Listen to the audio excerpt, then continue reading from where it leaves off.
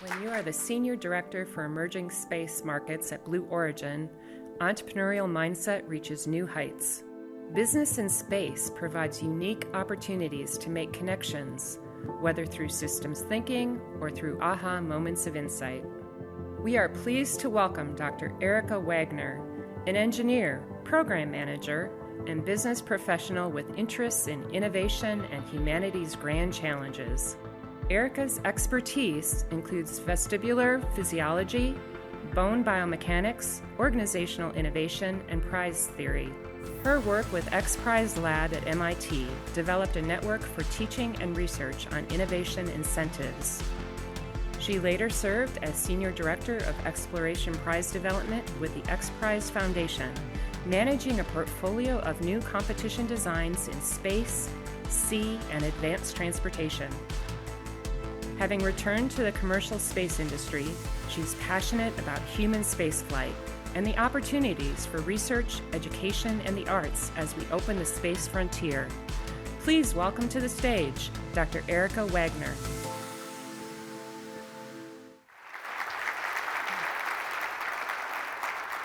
Good morning. Are we okay with our mic now?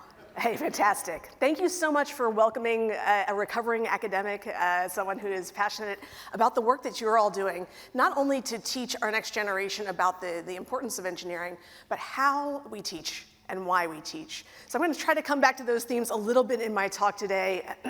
Thanks for welcoming a newbie.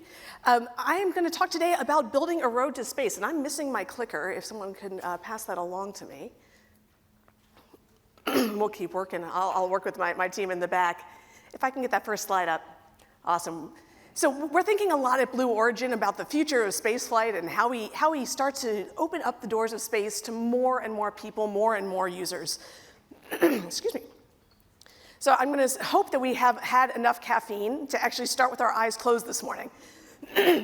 So what I would like to have everyone do is close your eyes and think with me about being in a desert valley out in the western part of Texas. You've got cactus around you, lots of beautiful Texas landscapes, mountains to the east, mountains to the west, and a valley that stretches north to south. And this morning we are going to start climbing a steel tower, and this is 6 flights of stairs straight up, and the sun's just peeking up over that eastern mountain range. As we get to the top of the tower, we look across the launch gantry, and what we see is a rocket. This is New Shepard. It's going to take you to space today. Now, as we walk across that launch gantry, you think of every Mercury, Gemini, and Apollo mission footage you've ever seen. We're going to climb into the capsule, we're going to get into our seats, and we're going to strap into a 5-point harness, check our comm systems, and our crew trainer is going to wish you a good journey. Close up the hatch, and you're going to get the countdown in your ear. You're going to hear 10, 9, 8. The engines are going to light about 65 feet below you, 110,000 pounds of thrust, liquid hydrogen, liquid oxygen, coming together to make this incredible force of steam and fire at the base of the engine. And as we hear 3, 2, 1, the engine is going to lift off. We're going to start climbing into that West Texas sky. Now, New Shepard's kind of special. Whereas the space shuttle had small windows that were above you looking up at the sky, New Shepard has some of the largest windows ever built for a spacecraft. And they let you look out across the horizon as you start to see that Texas Valley falling away below you. Climbing up, you see the sky go from blue to black, and you start to see the curve of the Earth. And as we reach main engine cutoff, that three Gs of force that's been on you, all that shaking and rattling and rolling suddenly cuts off. And now you're free. You're going to unbuckle that seatbelt and open your eyes, and you're going to be able to see this out the window. Maybe you're going to turn a somersault. Maybe you're going to do some experiments for your students. Maybe you're just going to sit and marvel at this little blue planet, our Blue Origin, down below you. And it's a really special thing because fewer than 700 people have ever had this view. Fewer than 700 people in the whole history of humanity have ever been across the Kármán line, that boundary between the Earth and space, and started to really contemplate what it's like to have this planet down below us that looks free of boundaries, free of conditions, to see that little thin blue line of atmosphere that protects us all. So as we start to think about this, what I want to talk today a little bit about is the why and how I think that motivates students and the rest of the world to hopefully leverage space and think about space as their next problem space and their next place to find solutions. Our vision at Blue Origin is set by Jeff Bezos is to have a future someday where we can have millions of people living and working in space for the benefit of Earth. And I want to break that down a little bit because I think it actually ties a lot to the 3 C's here at Keen. Millions of people means that we are talking about connections. It's not just a crew or an expedition, it's actually getting to the point where we're having communities. Living and working in space means we are creating value. We have those connections and we are actually thinking about not just being there and the power of seeing, but the power of that value creation. And the value that we're working to create every day is for the benefit of Earth. You'll hear some people talk about, we go to space because we've got to get off of this planet. We think that the most important thing that we can do is make sure that we preserve the planet. And there's a good reason why. Earth is still the best planet in the solar system. Hands down, no arguments. I know I probably have some Pluto huggers out there, but when we think about this amazing set of resources we've been given, we are never going to recreate this. We need to figure out how do we harness the power of space, the resources of space, the energy of space, to come back and keep this a place that we can live. So our mission is really threefold at Blue. And when we are talking to students, when we're talking to our interns, when we're talking to our new employees, we say there's really 3 gates. The first gate that we have to do is to think about how do we radically reduce the cost of getting to space. And we've been approaching that by starting to reuse rockets. That's really one of the first steps. If you flew here to Atlanta on a Boeing 737 and then threw that away, you probably wouldn't come to the Keen conference every year. The cost of travel is just too high, and the cost on our environment is too high. So as we move to reusable rocketry, we start to radically reduce that cost of launch access. The second gate is to learn how to use the resources of space, and that's the energy, the minerals, the vast area volume that we have, as well as the power of microgravity to really change the way that we do research and manufacturing and all sorts of other things. And for us, the third, and this is kind of odd for a corporation to say that our third most important mission is to inspire the next generation. But when you have a vision that talks about millions of people living and working in space, it doesn't happen in one generation. It is incumbent upon us all to think about how we start to build that road to space and bring the students with us that are going to help us build it. So I'll come back to that later in the talk. So our first rocket that we started to fly back in 2015 is called New Shepard. It stands about 70 feet tall. This is the one you just flew on in your dream. This picture is after its first landing. Jeff termed this the rarest of beasts, a previously flown rocket. This particular vehicle went on to fly 7 more times. It's now standing in our facility down in Cape Canaveral, Florida. I actually just saw it yesterday. It's nice to see my baby again. But this rocket was really the very first to go to space, come back, and be fully reusable over and over again. Now, those of you who have heard of New Shepard before have probably heard of it in the context of getting to fly our boss to space back in the summer of 2021. I think that this is an interesting picture, but what the media covered was this billionaire versus billionaire battle, rich guys and their toys. What mattered to me, and I think where this is going, and the reason why I've been so passionate about this rocket, is things like this. So this is Wally Funk. Wally is 82 years young and full of spit and vinegar. She was one of the original Mercury 13 women. So when the Mercury 7 astronauts were selected by NASA to start flying, there was a parallel effort that chose 13 women to go through the same set of medical tests, the same set of training, but they never got to fly. So when Jeff was gearing up for his first flight, he reached out to Wally and said, there's literally no one else on this planet who's been waiting longer to get off of it. So Wally got a chance to make her dreams come true. And what I saw in Wally, and what I think is important, is that when we open the doors to space, we open it to a wide range of visions. Wally stood for all the women and young girls who have dreamed of going to space. She stood for everyone who has been dreaming of something for their entire life and that it's never too late to get there. And when we look at what comes on the heels of Wally, we've gotten a chance to fly Sarah Sabri, who's the first Egyptian astronaut, to fly Kat, who was coming as the first Mexican-born woman to fly to space. Cameron Bess, who was the first openly LGBTQ astronaut and flew with their father on their mission. So I think that as we start to open the doors to space, let's leave this billionaire versus billionaire mantra aside, because what we want to do is open up space to new users and new applications. When I started at Blue, my passion was how did we bring research to space? And how do we open the doors to more and more research? So this little gadget you see on the screen is a propellant tank that was developed by Dr. Stephen Collicott at Purdue University. Do I have any Boilermakers in the crowd here? There we go. There's always one. So Stephen was really passionate about what happens with fluids in microgravity. And it's a really cool surface tension-driven phenomenon. Happy to talk to anyone who wants to nerd out about microgravity fluid physics. But when Stephen was looking at how do we do fluid transfer, how do we do refueling of satellites in space, he also found that he was learning some valuable lessons that applied here on Earth. So what you see on the right is him partnered with a small business out of Richmond, Virginia called Orbital Medicine.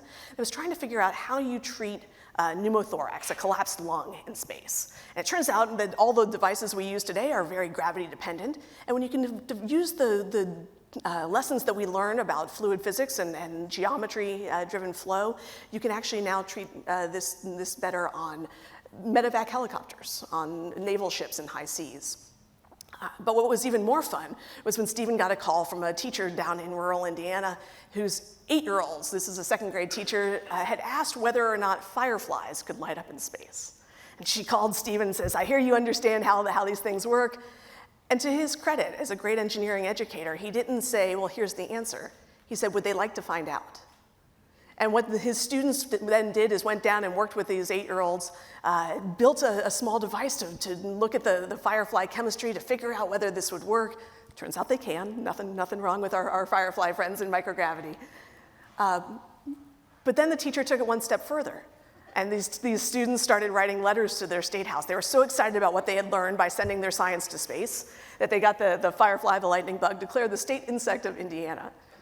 Right, this is the power of curiosity, the power of connections.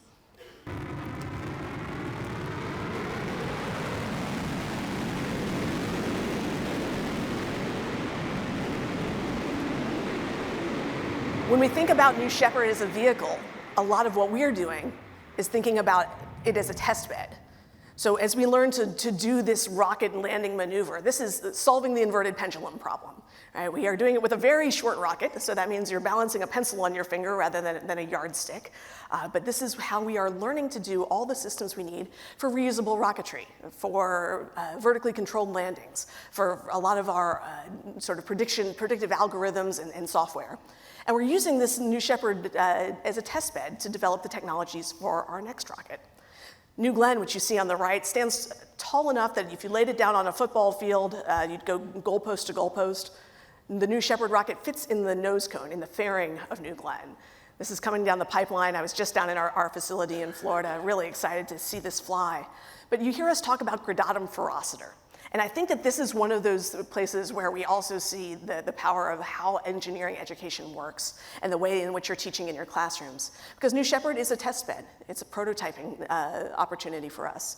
It's how we're learning not just to build a rocket, but to build a team that builds rockets, to build the tools, to build the core capacity, to build the understanding, to build the markets that feed into our next step.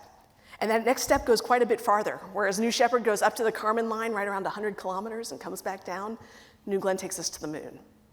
And it also takes us to low Earth orbit, which is where I spend most of my time thinking about these days. I am the strategy and sales director for the Orbital Reef Space Station.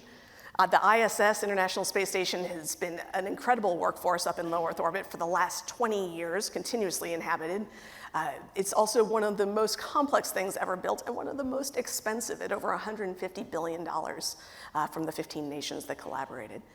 It's coming to the end of its life. NASA and its partners have announced that they're retiring the ISS in 2030, so we are standing on the precipice of how do we replace this with something that's more efficient and more open. We think about the International Space Station as sort of being a lowercase I, and this is intended to be a global space station that's open to all the nations of the world. There are now more than 75 nations that have space programs. And it's really interesting to watch as they come online because they almost all are starting with the use of space to impact the data that they need for their national development. Data for agriculture, data for disaster mitigation. And now they're moving into thinking about things, how do we start to use space for the rest of our innovation? How do we use space in manufacturing, space in research, space to inspire our next generation? The orbital reef is intended to be sort of a business park in space. It's not a very sexy way of describing it, but it's an effective one. That central corridor is built by Blue Origin and our partners at Sierra Space to have all of the infrastructure that we need for everyone else to bring their applications. So we provide the power, the thermal, the guidance, navigation, and control, all of the communications. And then our applications are coming on as modules. We'll start with a habitat and a laboratory, but we're talking to folks who want to build a manufacturing facility, the next generation of entertainment and movie studios, people who want to think about a hotel in space and how we open up these doors wider and wider. And then we come back to the why. Again, why do you go and spend time in low Earth orbit? Aren't we off to the moon? Aren't we off to Mars? Turns out that we still need to have our opportunities here. The rocket equation tells us it's about 10 times more efficient to be in low Earth orbit than it is to be on the surface of the moon. So as long as we're doing things that we can do here, we're going to continue to do research and development. We're going to continue to look down and do Earth science. We're going to make innovations in sustainability for the built environment, and we're going to inspire the next generation. My own research when I was a graduate student focused on bone biomechanics. And if you think about the structures here, these are two vertebrae. These are our rat vertebrae. The one on the top grew up its entire life in 1 gravity. The one on the bottom spent some time in microgravity.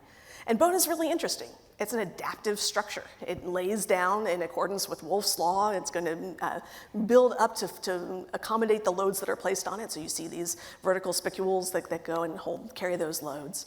But in microgravity, the osteoclasts, the bone-resorbing cells, come back in and say, you know what, it doesn't look like you need that anymore. There's no load on this structure. And we start to see a form of osteoporosis. For our 40-year-old astronauts living on the International Space Station, exercising an hour to an hour and a half every day, they still have a rate of bone loss that is about 10 times as much as a grandmother with osteoporosis. So we have to learn how to solve these problems in space. And while we do so, it turns out we're generating really valuable information for how we treat the rest of us here on Earth. Combustion in space is totally fascinating. These are two flames. The one on the left, everyone's drawn a birthday candle on a birthday card. The one on the right, this small, cool flame, very spherical. The one on the left is driven by buoyancy and convection. The combustion products get hot, they get less dense, they rise up, they pull the cool oxygen into the base of the flame and continue to burn. Well, that's not happening. We don't have density-driven phenomenon in quite the same way in space. So we get these small, cool flames that you can't really study here on the ground. It's almost a quasi-steady state that you can start to do much better modeling of things like the ignition sequence in an engine. And some great work going on coming out of Glenn Research Center up in Cleveland on how we think about the next generation of diesel engines and make them more efficient based on these kinds of data. I mentioned earlier Dr. Collicott and his fluids work. These are two videos from Don Pettit, who did a great series called Saturday Morning Science. If you've never seen these on YouTube, I highly recommend them. Don is a scientist in every sense of the word, loved to play with things on the space station and share the phenomenon he was seeing. And what you've got is these surface tension-driven bubbles, right? You don't get air rising and liquid sinking. So all sorts of interesting questions on how you measure how much propellant is left in your tank if you have a satellite.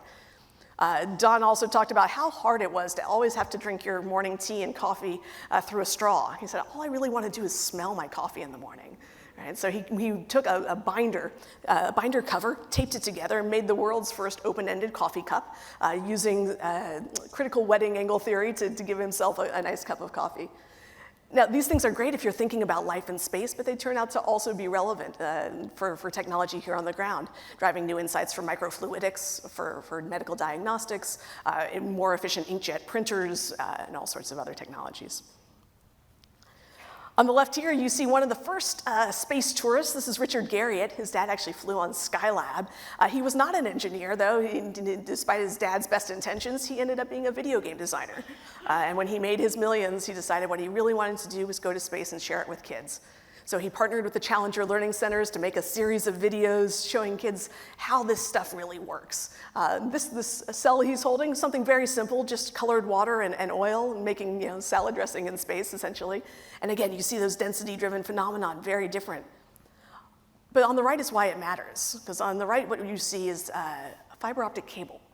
So really interesting fiber optic work coming down the pipeline in high fluoride cables. Z-bland is a common formulation we're hearing about a lot these days.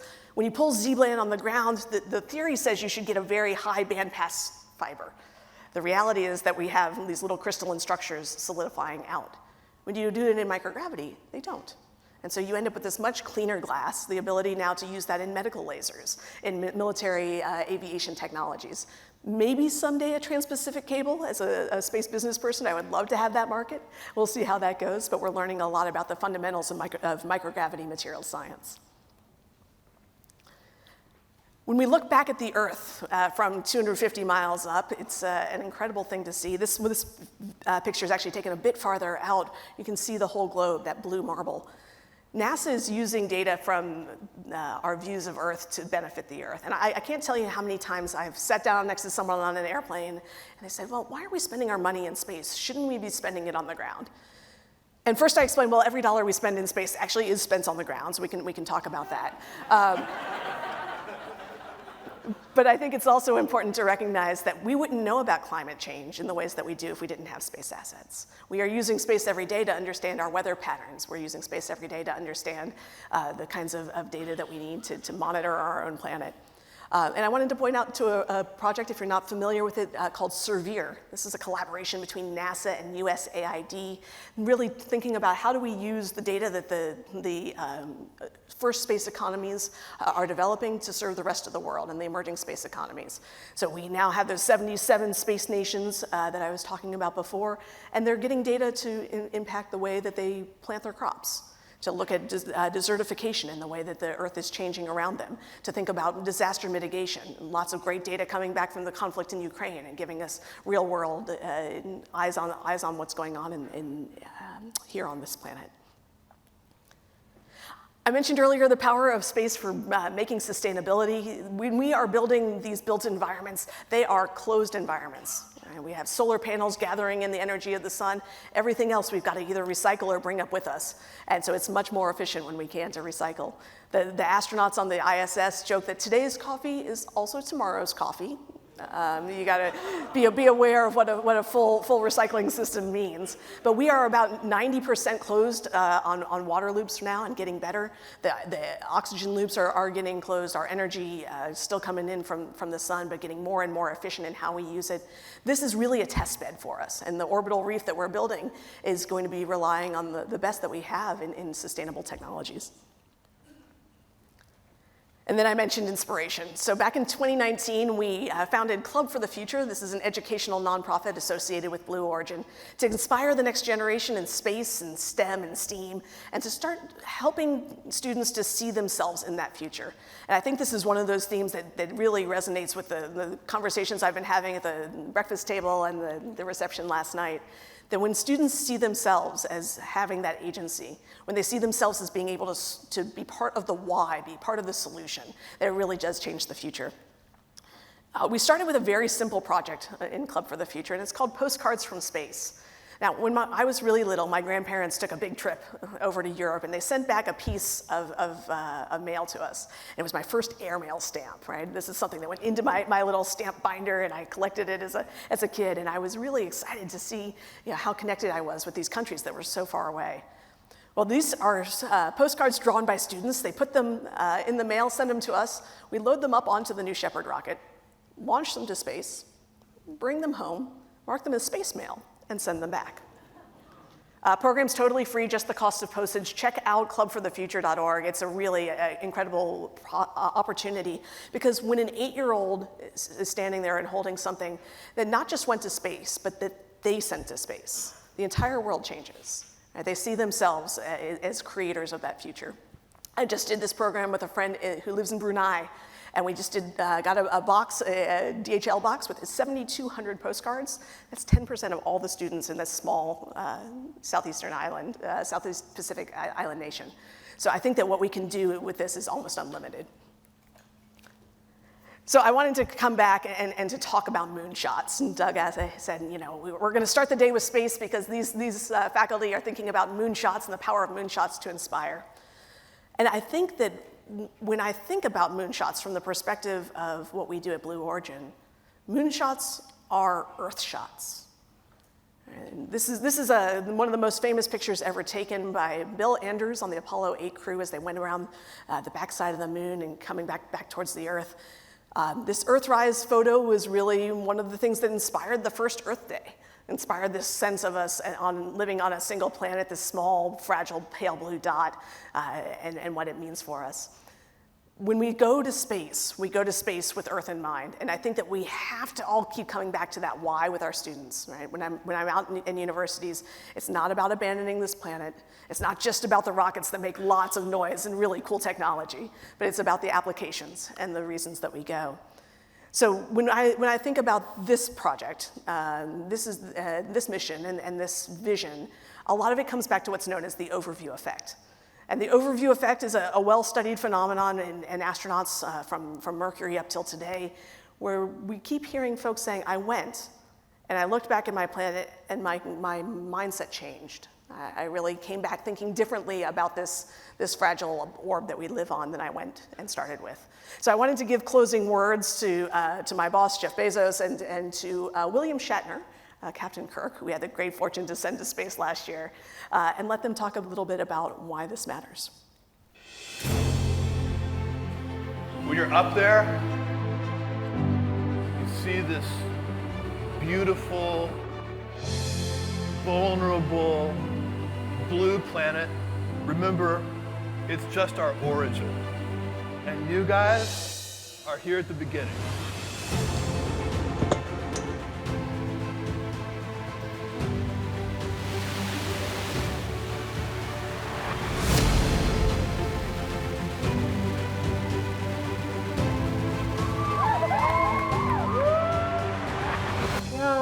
Weightlessness. Oh, Jesus. Oh, my God. This is Oh, wow. I can't believe this. No description can equal this.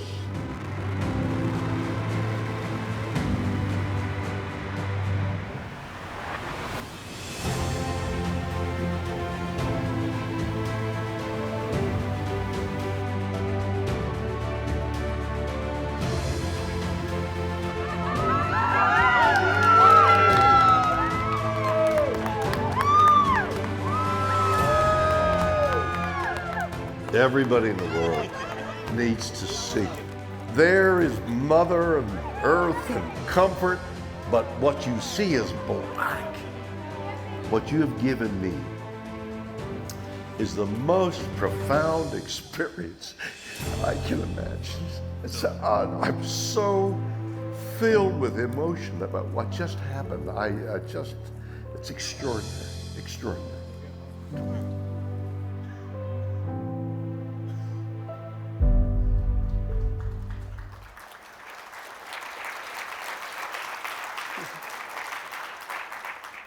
We have about 200 student internship slots a year, a great new graduate rotation. If anyone out there is thinking about a faculty sabbatical and wants to come build rockets, please come talk to me. I'm going to be here for the entire day. I'm really looking forward to having dialogue with you all and thinking about how we continue to inspire students to be part of the solutions for this planet that we live on. Thank you very much.